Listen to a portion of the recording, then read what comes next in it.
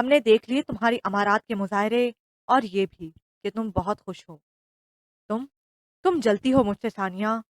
ماہا کو تاؤ ہی تو آ گیا۔ تم جو جاب کر کے سمجھ رہی تھی کہ بہت مارکا مار لیا، چند ہزار ہاتھ میں لے کر سمجھتی تھی دنیا ہاتھ میں آ گئی۔ مجھے دیکھو کیا نہیں ہے میرے پاس، گاڑی، بنگلہ، پیسہ، زیورات۔ اب میں اس قابل ہوں کہ جس کی چاہوں ضرورت پوری کر دوں۔ میں مسز مہا عفان احمد۔ تم امی کے ساکت وجود میں جنجمش ہوئی۔ وہ تیر کی طرح سامنے آئی، اسے بازو سے پکڑ کر ریوڑی کی طرف دھکا دیا۔ تم دفع ہو جاؤ، آئندہ اپنی صورت مت دکھانا۔ میں سمجھ لوں گی میں نے تمہیں جنم ہی نہیں دیا۔ تم نے ہمیں کہیں کا نہیں چھوڑا ماہا، اور اس پر تم شرمندہ بھی نہیں ہو۔ اس بوڑھے 4 بچوں کے باپ سے تعلق تمہارے لیے باعث فخر ہوگا، ہمارے لیے ڈوب مرنے کا مقام ہے۔ اور یہ اپنی عنایتیں بھی لے جاؤ۔ اس کے سارے تحفے ایک ایک کر کے ڈیوری میں گرے تھے۔ احساس توہین سے مہا کا سارا وجود جل اٹھا۔ ان کی طرح بوڑھی روح بن جاتی نا میں بھی۔ یہی چاہتی تھی نا آپ، یہ جنہیں کوئی بوڑھا بھی قبول نہیں کرتا۔ اپنا زہر انڈیل کر وہ پھنکارتے ہوئے چلی گئی تھی۔ کاش کاش تم مر ہی جاتی مہا، مجھے صبر تو آ جاتا۔ ان کی آہوزاری سے قطع نظر ہمنا سب سے کٹ کر سوچ رہی تھی، شاید وہ ٹھیک ہی کہہ گئی ہے۔ کون آئے گا یہاں؟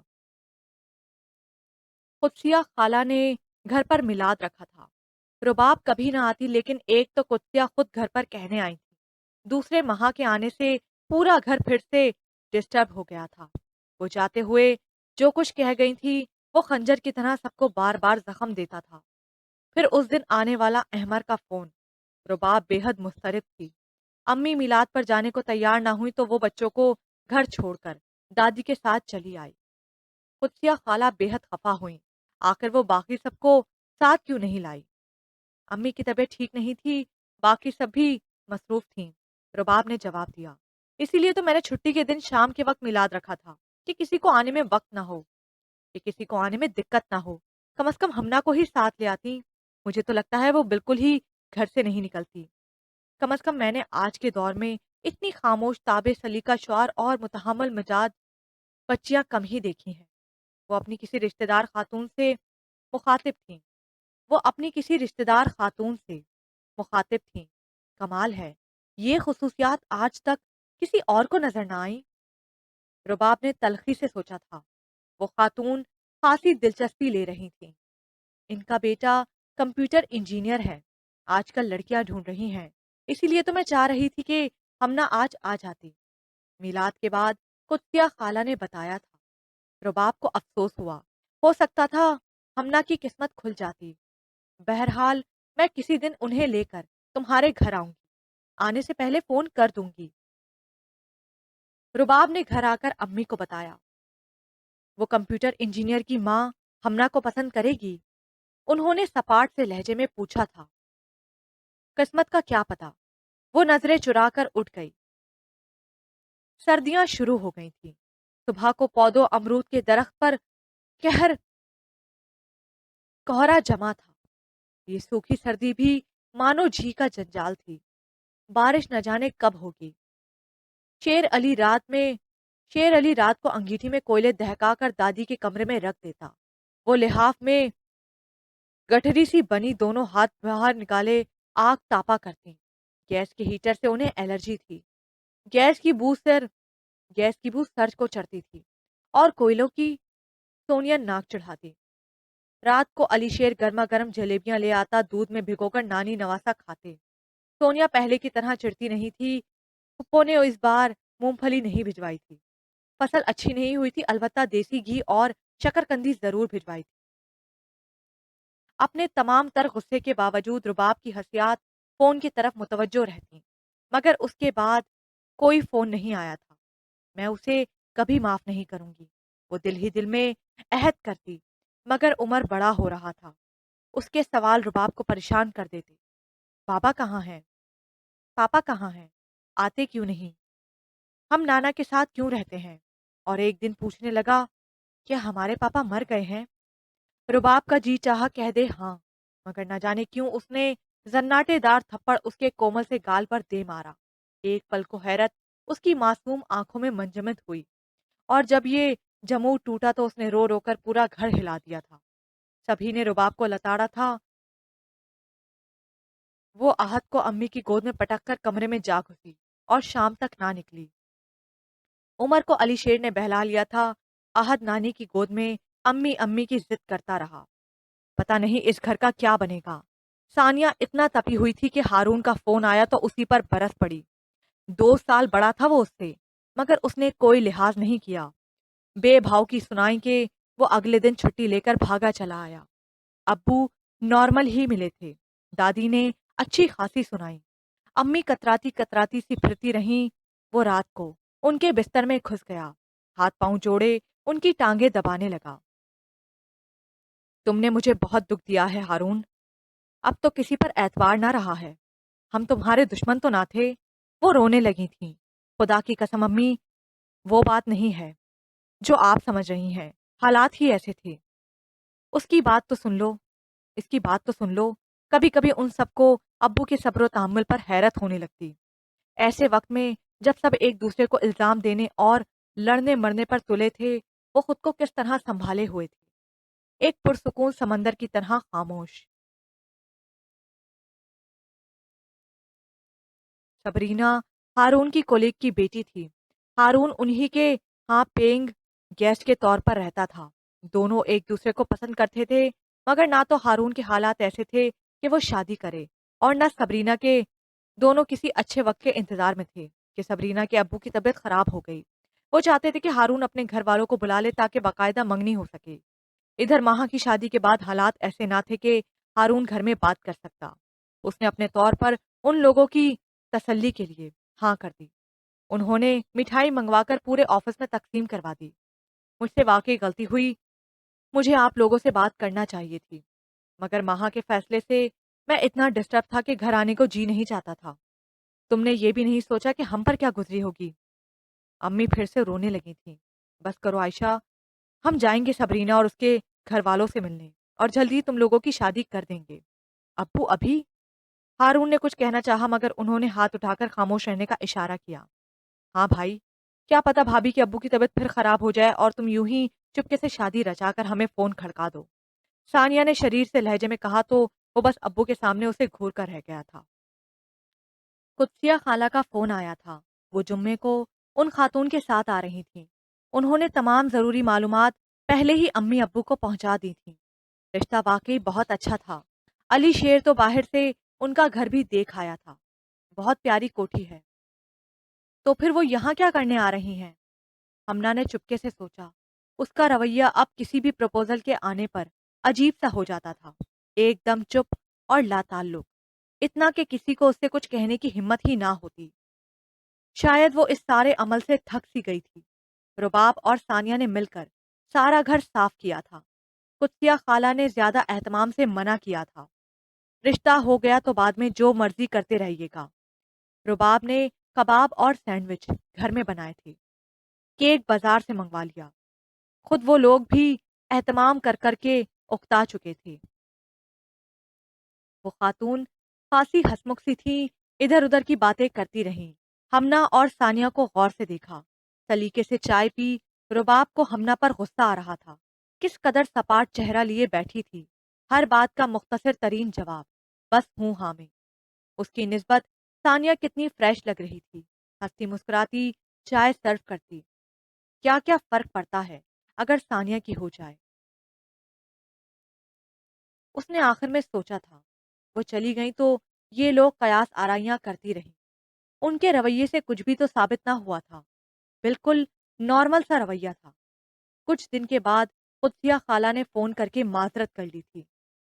ان خاتون نے اپنے بیٹے کا رشتہ کہیں اور کر لیا تھا۔ زندگی کا کھیل جاری و ساری تھا۔ وہ لاکھ ہاتھ پاؤں مارتی، چیختی چلاتی، ایک دوسرے سے لڑتی، وقت تو اپنا کام کرتا ہی تھا۔ دن ایک کے بعد ایک ماضی کی کھپا میں گم ہوتے گئے۔ انہیں لگتا تھا کچھ بھی نہیں بدلے گا، موسم بدلے گا مگر زیست پر वही रंग छाया रहेगा, नाउमीदी का रंग, बेयकीनी का रंग, मायूसी उदासी का रंग। ये खजा गजीदा मौसम जैसी चीज, किसका जी चाहता था जीने को, मगर वो जिए जा रहे थे। एक दूसरे पर जाहिर करते थे कि वो ऐसे ही खुश हैं।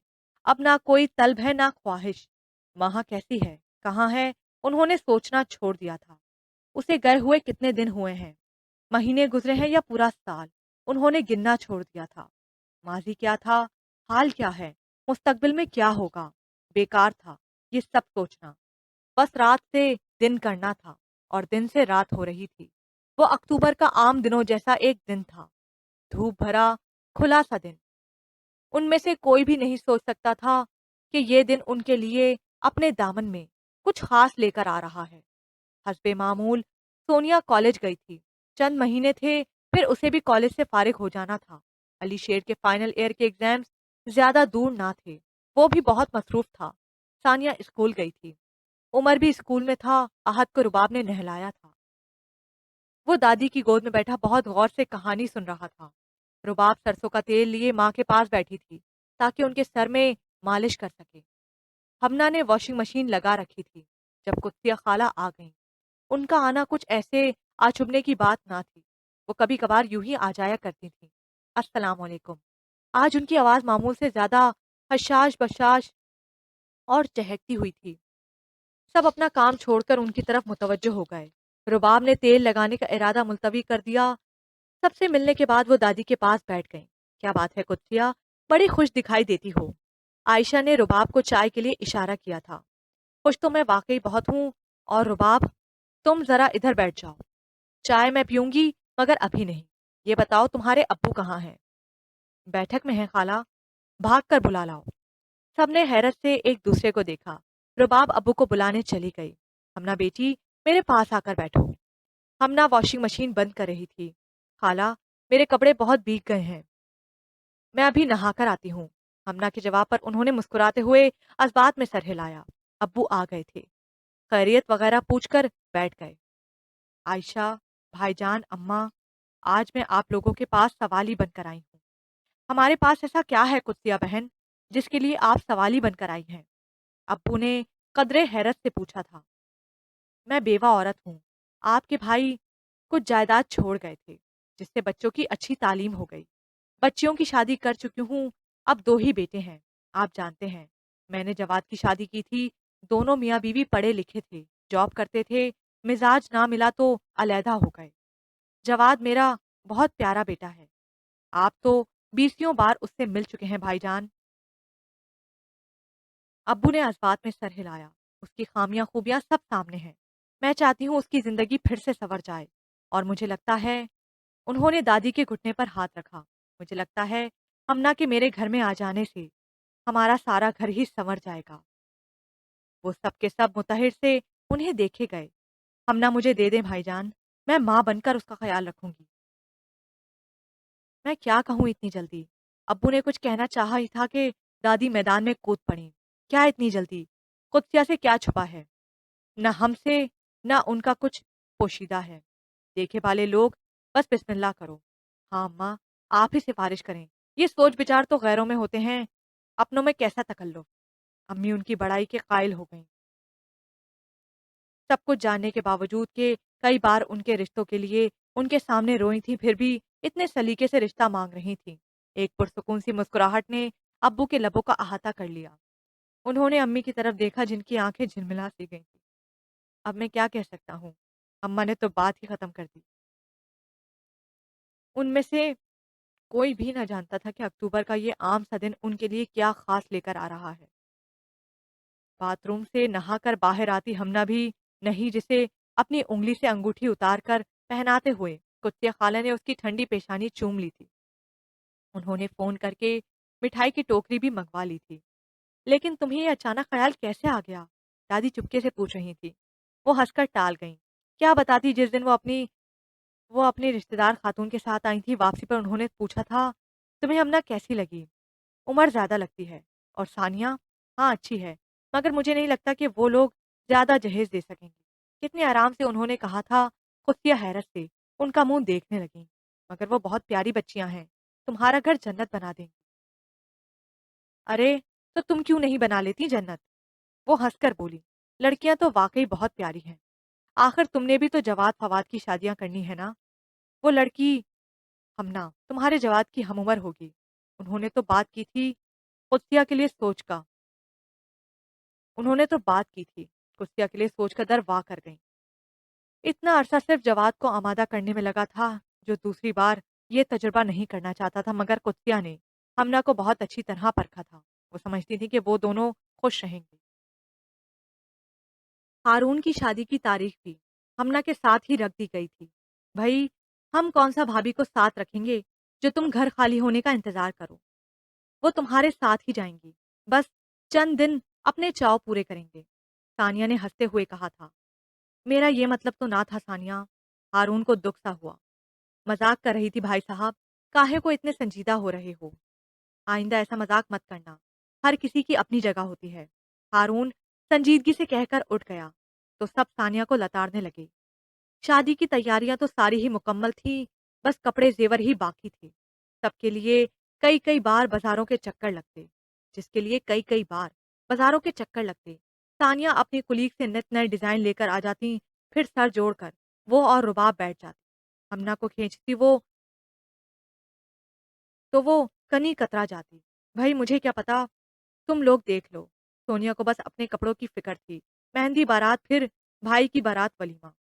وہ الگ چکرائی پھرتی، علی شیر مشورہ دیتا، چوڑی دار پاجامہ اور کرتا، ساتھ میں لمبا سا دوپٹہ۔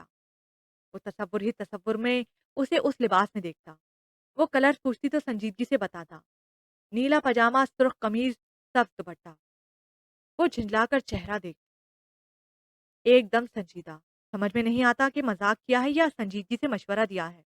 ہاں، کیا حرج ہے، سب سے منفرد لگو گی، تم پینڈو کے پینڈو رہو گے۔ وہ خفا ہو کر جانے لگتی، علی شیر ہاتھ پکڑ کر روک لیتا۔ پگلی، تم کچھ بھی پہنو، اچھی ہی لگو گی، آخر دیکھنا تو میں نے ہی ہے۔ آخری جملہ منہ میں بڑبڑا جاتا، سونیا چیخنے لگتی۔ آخر میں کیا کہا ہے؟ اسے یقین تھا کہ اس کا مذاق اڑانے کو کچھ کہا ہے۔ وہ محظوظ سی مسکراہٹ لبوں کے گوشوں میں سمیٹے چمکتی آنکھوں سے دیکھتے ہوئے کھڑا ہو جاتا، بظاہر بڑی بیزاری سے دادی کو پکارتا، نانو اس چڑیل سے بچائیں۔ دادی کے پاس فرصت کہاں تھی، وہ اپنے حافظے کو مانجھ مانجھ کر مہمانوں کی فہرست مرتب کرتی۔ فلاں کو ضرور بلوانا ہے، اس نے فلاں کی شادی میں کہا تھا۔ ہاں، تمہاری تو پانچوں پوتیاں بیٹھی ہیں، رات کو اپنی لرزیدہ آواز میں ٹپے سنانے لگتی۔ وہ بہت خوش تھیں اور اپنی خوشی کا اظہار کھل کر کر رہی تھیں۔ رباب سوچتی ایسا ہی ہنگامہ اس کی شادی میں ہوا تھا۔ رباب، مجھ سے بات تو کرو۔ گھر میں شادی کے ہنگامے تھے، ادھر احمر کے فون اسے زچ کر رہے تھے۔ اب تو سب گھر والوں کو بھی خبر ہو گئی تھی، مگر سب خاموش تھے۔ وہ چاہتے تھے رباب خود فیصلہ کرے۔ مجھے بات نہیں کرنا احمر صاحب۔ اس کے رویے میں لچک آتی ہی نہ تھی۔ اتنی سختی کا مظاہرہ مت کرو۔ اس نے فون پٹخا تو بے ساختہ امی نے ٹوکا تھا۔ رباب حیرت سے انہیں دیکھنے لگی۔ آپ اس شخص کے لیے کہہ رہی ہیں جس نے اپنے بچے کی پیدائش کا سن کر ایک فون کرنا بھی گوارا نہیں کیا تھا؟ نہیں، میں تو بس… امی خاموش سی ہو گئیں۔ وہ جو کچھ کہنا چاہتی تھی کہنا پا رہی تھی، کہیں رباب یہ نہ سمجھے کہ وہ اور اس کے بچے انہیں کھٹکنے لگے ہیں۔ ہمنا مایوں بیٹھ گئی تھی۔ دور پرے کے مہمان آنا شروع ہو گئے تھے۔ لیا سے پھپھو اور ان کی بیٹیاں آ گئی تھیں۔ سرے شام ڈھولک لے کر بیٹھ جاتی۔ ماؤں کی ڈانٹ ڈپٹ کے باوجود نہ ان کی کلکل بہتے جھرنوں جیسی ہنسی رکتی تھی، نہ گیت۔ اسی شور شرابے میں فون کی آواز علی شیر نے سنی تھی۔ وہ کچن میں چائے لینے آیا تھا۔ کون بات کر رہا ہے؟ سلام کے بعد دوسری طرف سے پوچھا گیا تھا۔ میں علی شیر۔ آپ کون؟ میں احمر۔ رباب سے بات ہو سکتی ہے؟ علی شیر ریسیور کو گھور کر ایک منٹ کہہ کر اندر چلا گیا، جہاں رباب مہمانوں کو کھانے کے بعد چائے سرو کر رہی تھی۔ آپی، احمر بھائی کا فون ہے، اس نے دروازے میں کھڑے کھڑے بتایا اور پلٹ گیا تھا۔ کمرے میں یہاں وہاں بھنبھناہٹ سی پھیل گئی۔ احمر کا فون آتا ہے؟ रुबाब की अहमद से सुलह हो गई। वो लब काटती कमरे से बाहर निकली। क्या मसला है आपके साथ अहमद? मैंने कितनी बार कहा है मुझे फोन मत किया करें। वो छूटते ही बोली, जब तक तुम मेरी बात नहीं सुनोगी मैं फोन करता रहूंगा। क्या चाहते हैं? वो उस ढिठाई पर कलस कर रह गई। रुबाब, मुझे सफाई का मौका दो। गलती का एतराफ तो करने दो। सफाई? गलती? अहमद साहब, क्या कहना है आपने? आप मजबूर हो गए थे या मजबूर कर दिए गए थे? उस औरत से शादी आपने बिरजादे रगबत की थी। इस बात का एतराफ करके आपको उससे मोहब्बत हो गई है। वो फट पड़ी थी। तुम मुझे माफ नहीं कर सकती। किसी कमजोर लम्हे में किए गए एतराफ ने उन्हें मुजरिम बना दिया था। अब क्या दलील लाते? मजहब इजाजत देता है मगर मजहब अदल का हुक्म भी तो देता है। वो कहाँ अदल कर पाए थे? कितने कितने बरस गुजरे, उन्होंने पलटकर बीवी को देखा तक न था, न बच्चों को। वो वक्ती कशिश वो वक्ती कशिश जिसे वो मोहब्बत समझ बैठे थे, खत्म हुई तो अंदाजा हुआ वो क्या खो बैठे हैं। दो कश्तियों में सवार हो चुके थे। ना दूसरी बीवी को बगैर किसी वजह के छोड़ सकते थे, ना रुबाब और बच्चों को फरामोश करना मुमकिन था। माफी? कैसी माफी? आप तो साहिबे इख्तियार हैं, जो चाहें कर सकते हैं। रुबाब के लहजे में तंज उमड़ आया। जब चाहे बरसों के बने रिश्ते को तोड़ दें, जब चाहे बेलौस मोहब्बत को कदमों तले रौंद कर नई मोहब्बत हासिल कर लें, और जब चाहे लौट कर आ जाए और कहे मुझसे गलती हो गई और मैं सब कुछ भूल कर माफ कर दूं। किस लिए? सिर्फ इसलिए कि मैं औरत हूं, कमजोर हूं। मगर मैं क्या करूं अहमद साहब, कि इस औरत को अपनी तजलील नहीं भूलती, रुबाब को अपनी बेवकूफ़ी का एहसास माफ नहीं करने देता। क्या मैं इसी काबिल हूं कि जब चाहो सीने से लगा लो, जब चाहो धुतकार दो? नहीं कर सकती। तुम्हें माफ नहीं कर सकती। कभी नहीं अहमद, कभी नहीं। वो फूट फूट कर रो दी थी। बच्चों की खातिर। वो खुद भी सिसक उठे थे। बच्चों की खातिर? हाँ, बच्चों की खातिर। तुम भी उन्हीं की खातिर पलटे हो। जब दूसरी बीवी तुम्हें बच्चा ना दे सकी, तो तुम मेरी तरफ पलट आए हो। बच्चों के लिए ना। मैं कहाँ हूं? मैं तो कहीं भी नहीं हूं। मैं तो कहीं भी। उसने रिसीवर पटक दिया और रोते रोते वहीं बैठ गई थी। कागज का रिश्ता नहीं, दिल के बंधन बांधे थे तुमसे, तुमने उन्हें भी तोड़ डाला। अब कोई किसी को कैसे जंजीर करे अहमद, कि दिल के बंधन भी कमजोर और झूठे निकले। हमना चली गई थी। सबरीना ब्याह कर आ गई थी। तवील खुशी आमेज हंगामे के बाद अब घर की फिजा में सुकून सा घुल मिल गया था, जिसमें सबरीना की खनकती चूड़ियां और नकरई हंसी अजीब खूबसूरत सा समा बांध देती। रुबाब को अपनी शादी के इब्तदाई अयाम याद आते तो सबरीना की आंखों की चमक और शगरफी लबों पर खिलती हंसी के दायमी होने की दुआ मांगती। शादी के हंगामे में माह का जिक्र बार बार हुआ था, कभी दानिस्ता कभी नादानिस्ता। लोग कुरेद कुरेद कर पूछते थे, और लोगों की जुबानें कौन पकड़ सकता है। इसलिए बस अपना भरम रखना था। तो यही कहते रहे कि वो मुल्क से बाहर है, अपने मियाँ के साथ 2-3 महीने तक नहीं आ सकती थी। लेकिन उनमें से किसी को भी खबर ना थी कि महा वाकई मुल्क से बाहर थी। आप ही, आपको अब्बू बुला रहे हैं। सोनिया ने रात के खाने के बाद रुबाब से आकर कहा, घर की बड़ी बेटी होने के नाते अब्बू अक्सर मशवरे के लिए उसे अलहदा से बुलवा लिया करते थे। जी अब्बू। उमर और आहत को अली शेर के साथ मसरूफ छोड़कर वो चली आई। अब्बू अकेले ही थे। अम्मी भी वहां नहीं थी। उनके इशारे पर वो उनके सामने बैठ गई। वो कुछ लम्हे उसे देखते रहे। क्या बात है अब्बू जी? रुबाब को उलझन सी होने लगी थी। बेटियां ब्याई जाएं तो वालदैन नहीं चाहते कि वो वापस उनके पास आ जाए। वो एक तवील सांस लेकर बैठ गए। कोई औरत नहीं चाहती अब्बू जी कि उसका घर उजड़े, मगर हालात मजबूर कर देते हैं। रुबाब रुबाब ने अज़बात में सर हिलाने लगी। तुमने अपनी जिंदगी के बारे में अब क्या सोचा है? रुबाब ने चौंक कर उन्हें देखा, फिर सर झुकाकर हाथ की लकीरें देखने लगी। क्या सोचना है अब्बू? काश इस काबिल होती कि अपना और अपने बच्चों का बोझ उठा सकती। अहमर का फोन आया था मेरे पास, बल्कि कई बार आया है। रुबाब सर उठाकर उन्हें देखने लगी। वो तुम्हें वापस ले जाना चाहता है। तो आपने क्या कहा उससे? मैंने कहा, मैं अपनी बेटी से बात करूंगा।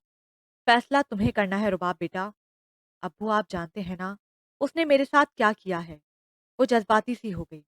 जानते हैं, इसीलिए तो फैसला करना चाहते हैं।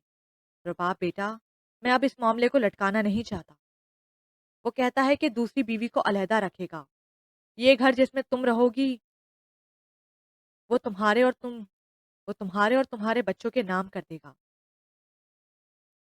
वो हर हाल में सुलह करना चाहता है। तुम अच्छी तरह सोच समझ लो।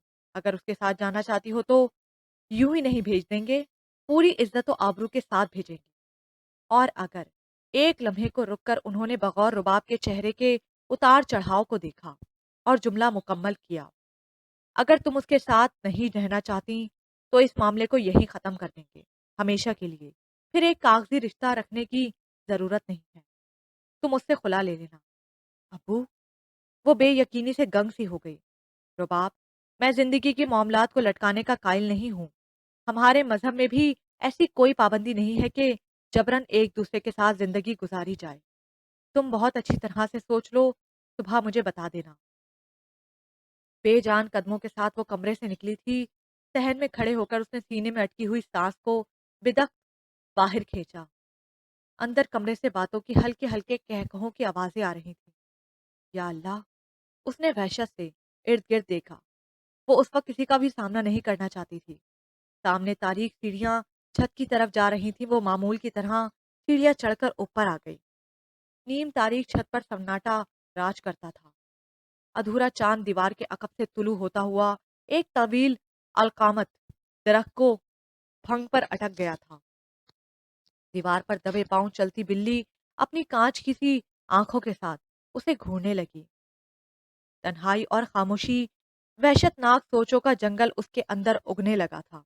वो नीचे दीवार के साथ टेक लगाकर बैठ गई।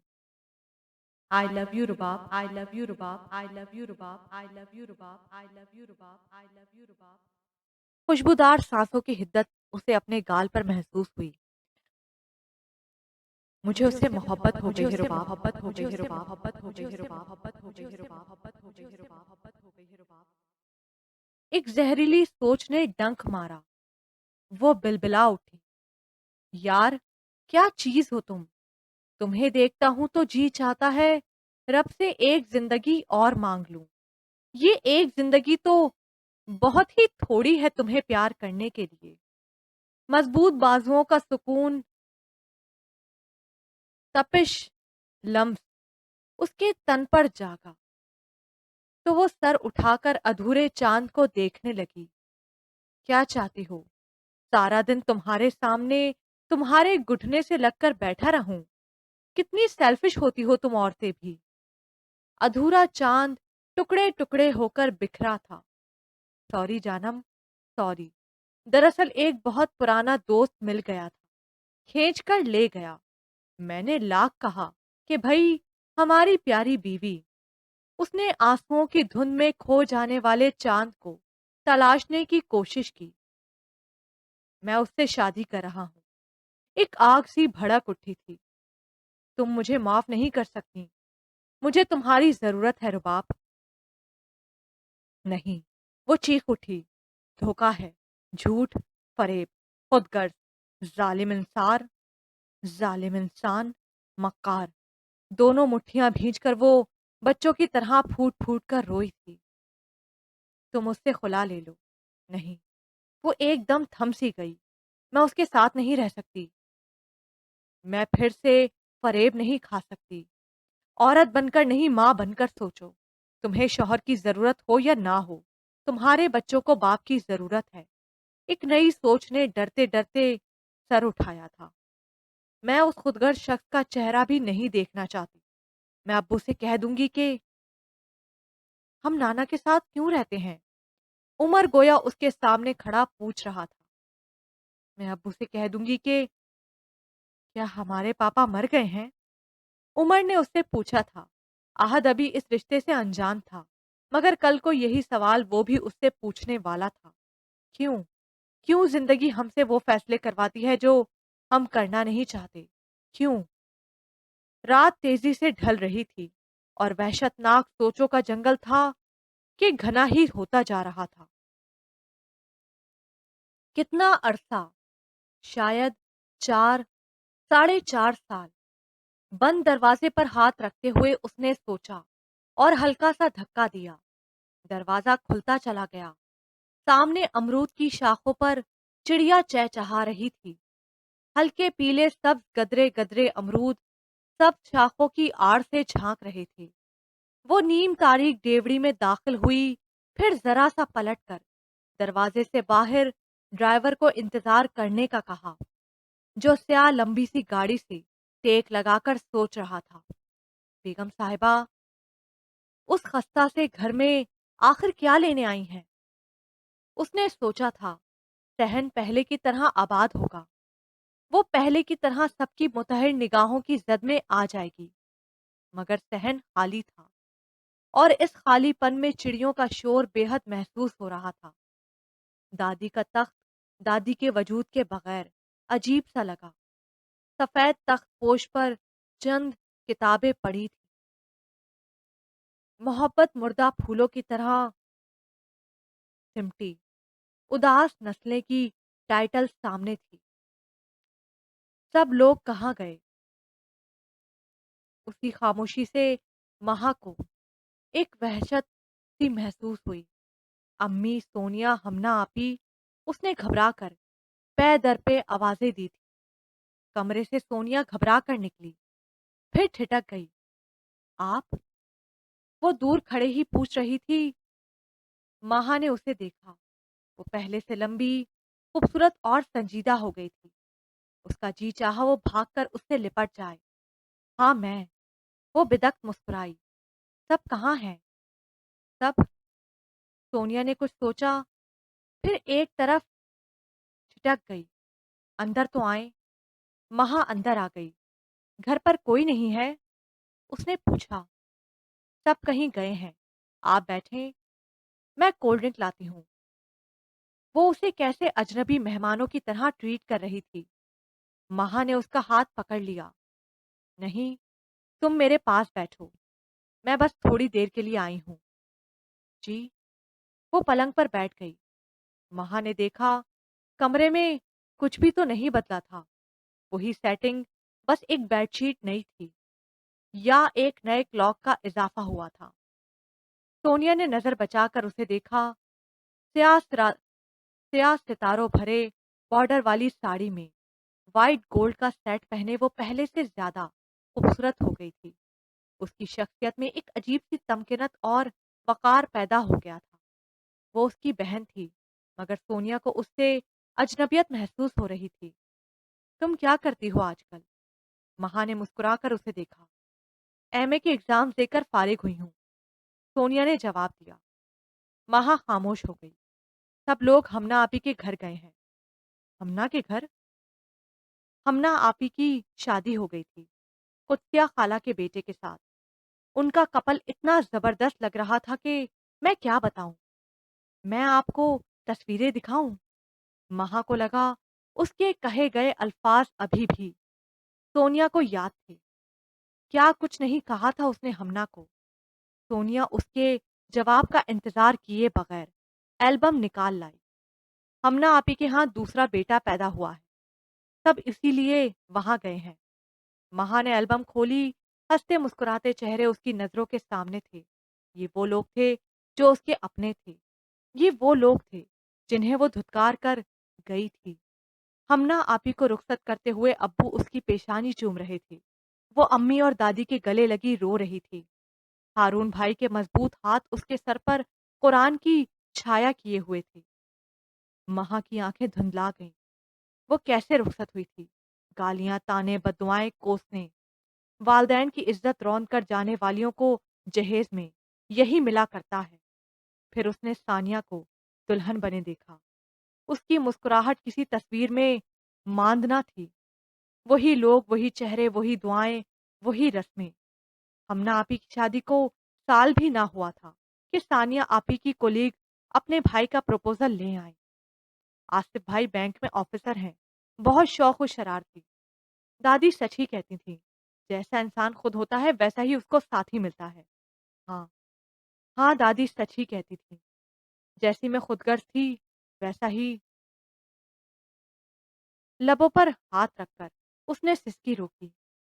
सानिया आपी की बेटी है अलीना, बिल्कुल आसिफ भाई जैसी है। उसने रुककर गोल मटोल सी सेहतमंद बच्ची पर उंगली रखी।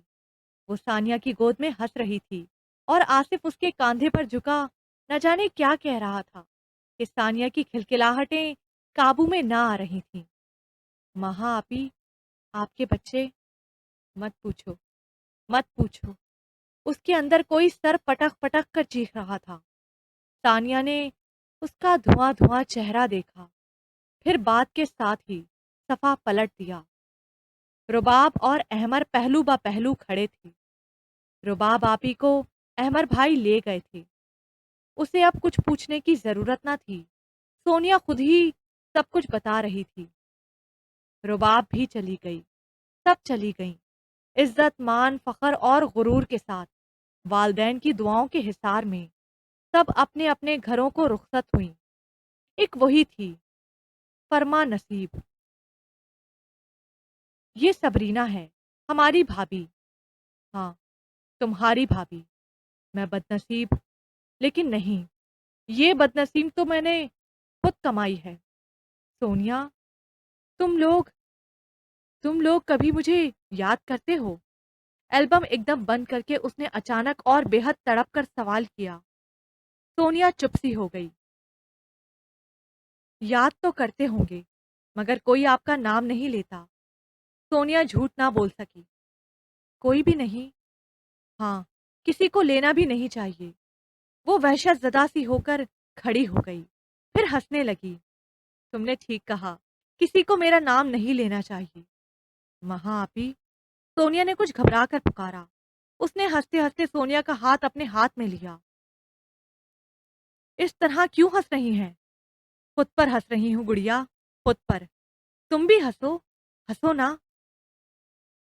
सोनिया लब भींचे तहीर से उसे देखती रही। हंसते हंसते उसकी आंखों से आंसू बहने लगे। पता नहीं वो हंस रही थी या रो रही थी। फिर उसने बेदर्दी से आंखों को रगड़ा। आंखों का सारा सिंगार बिखर गया। टिंगी होकर वो आंखें सब अश्कबार करने लगी थी। दुख, पशेमानी, खुद तरसी सभी कुछ उन आंखों से मतरम था। आप खुश नहीं हैं, महा आपी? हाय, कैसा कलेजे पर हाथ डाला था। उसने तेजी से अपना चेहरा साफ किया। मैं मैं तो बहुत खुश हूं। इतनी दौलत, इतना पैसा, गाड़ियां, बंगला। जिंदगी में कुछ और भी चाहिए खुश होने के लिए। उसका दिल अंदर से मसला जा रहा था। मार्च में मेरी और अली शेर की शादी है। काश आप उसमें आ सकती। अरे अच्छा। महा ने बेसाख्ता उसे गले से लगा लिया। हाँ, मैं नहीं आ सकती, मगर मुझे पता है तुम खुश रहोगी।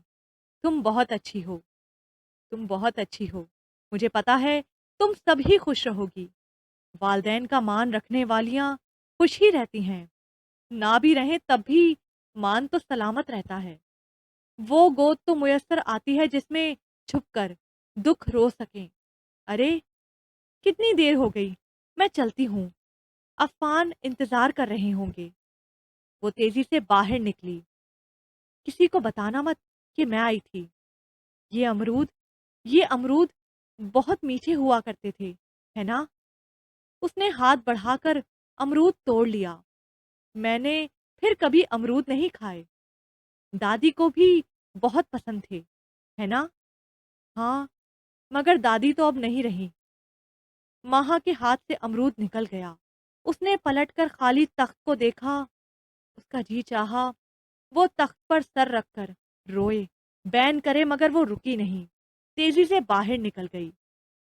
ڈرائیور انتظار کرتے کرتے اونگ گیا تھا۔ وہ خالی اس ذہنی کی کیفیت میں اس کے پاس سے نکلتی چلی گئی۔ ہمیں خبر ہے، تمام دکھ ہے، اداسیوں کا لباس دکھ ہے۔ یہ تشنگی جو عذاب بن کر ٹھہر گئی ہے بدن کے بوسیدہ ساحلوں پر، تو اس کا عہد دوام دکھ ہے۔ یہ شور کرتی ہوا کا سارا خرام دکھ ہے۔ ہمیں خبر ہے، تمام دکھ ہے۔ یہ تم جو محبت نبھاتے ہو، تو اس محبت کا نام دکھ ہے۔ یہ وصل موسم جو ایک مسلسل مغالطہ ہے، تو اس رفاقت کا نام دکھ ہے۔ اور ایسی وحشت نما فضا میں خاموش رہنما بھی ایک سزا ہے۔ مگر کسی کو کلام دکھ ہے۔ ہمیں خبر ہے، تمام دکھ ہے۔ مگر کہوں بھی تو کس سے؟ یہ کانٹوں بھرا راستہ میں نے خود چنا تھا۔ 4 سال، صرف 4 سال لگے اور سب ٹھیک ہو گیا، اور مجھے لگا تھا کبھی بھی ٹھیک ہی نہیں ہوگا۔ اتنی بے صبری نکلی میں۔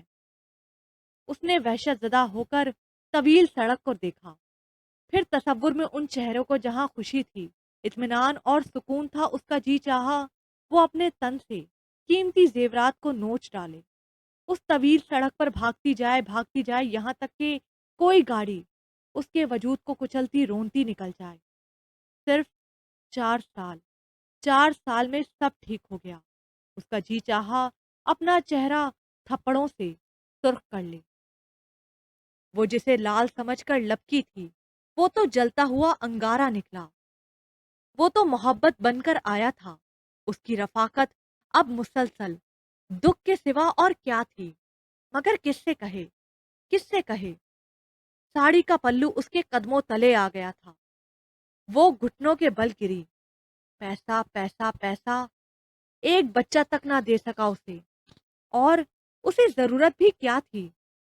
بچے تھے اس کے پاس، وہ تو مکمل تھا، ادھوری تو مہا تھی۔ کیا چاہیے تھا عفان احمد کو؟ اس کا حسین وجود، خوبصورت چہرہ۔ وہ کہتا تھا، مہا، مائی لو، تمہیں ایسے ہی رہنا ہے، خوبصورت اور جوان۔ اور جب جوانی ڈھل گئی تو اس کے پاس کیا ہوگا؟ واپسی کے رستے مسدود، غبار میں اٹے اس کا منہ چڑھا رہے تھے۔ ڈرائیور نے اسے دیکھ لیا تھا، اور وہ گاڑی لیے اس کی طرف آ رہا تھا، اور وہ سڑک کے کنارے بیٹھی زور زور سے رو رہی تھی۔